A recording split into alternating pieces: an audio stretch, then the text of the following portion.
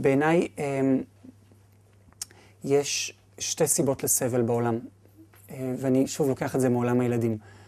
או שלא נותנים לי את הצעצוע שאני רוצה, או שלקחו ממני צעצוע שהיה שלי, שאני חושב שלקחו ממני.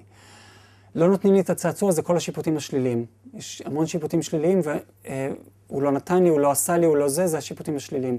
לקחו ממני משהו שיש לי, זה בדרך כלל השיפוטים החיוביים. כלומר, יש לי משהו ואני מפחד לאבד אותו, אז אני לא חופשי. ובמקומות האלה אפשר לעשות חקירה ולזהות את המקומות הכי טריוויאליים. קוראים לי ירון. האם זו אמת? ואיך אני חי את החיים שלי כשאני מאמין במחשבה הזו שקוראים לי ירון ואני מוגבל באיזושהי דרך, ומי אני אלה לא המחשבה הזו? מחשבה טריוויאלית. יש לי שיפוטים שליליים ויש לי שיפוטים חיוביים. ואז אמרתי, שיפוטים שליליים זה לקחו לי את האוטו, לא היו צריכים לקחת לי את האוטו, ואין לי אוטו וצריך להיות לי אוטו. זה אנחנו מכירים, זה הסקופ שאנחנו מדברים עליו עכשיו, היום במפגש הזה. אפשר גם, אמרתי, לקחתי אתכם עוד שלב הלאה, ואמרתי, אפשר לשפוט כל דבר.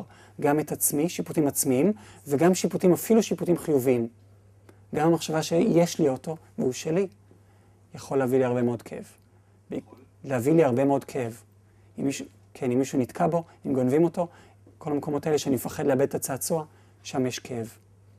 עד שאני לא משחרר. בקיצור, תמיד יש כאב. גם כשיש לי יש כאב. כל פעם שאני נאחז באמונה, כל אחיזה שלי באמונה מביאה לי לכאב. עלולה להביא לי לכאב. מתי? כשהאמונה סותרת את המציאות.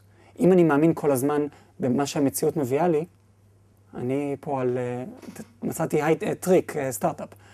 ברגע שאני מאמין במשהו וזו המציאות וזו האמונה שלי, הפער הזה גורם לכאב.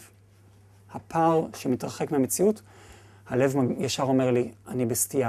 ולמה זה טוב שיש את הכאב הזה? כי הוא מחזיר אותי חזרה לעבודה. הוא מחזיר אותי חזרה למקום הזה של התרגול. וכשהתרגול הזה מופנם בתוכנו, אז העבודה קורית מעצמה, גם על עצמנו וגם על אחרים. כמו הדוגמאות שנתתי. לפעמים בזמן אמת, אני אוהב להגיד זה ככה, אויש, למה עשיתי את זה? אויש, אני עושה את זה. אויש, אני הולך לעשות את זה, ולפעמים זה פשוט לא מגיע אויש. אוקיי? השלבים האלה של איפה אני תופס את המחשבה לפני שאני פועל לפיה.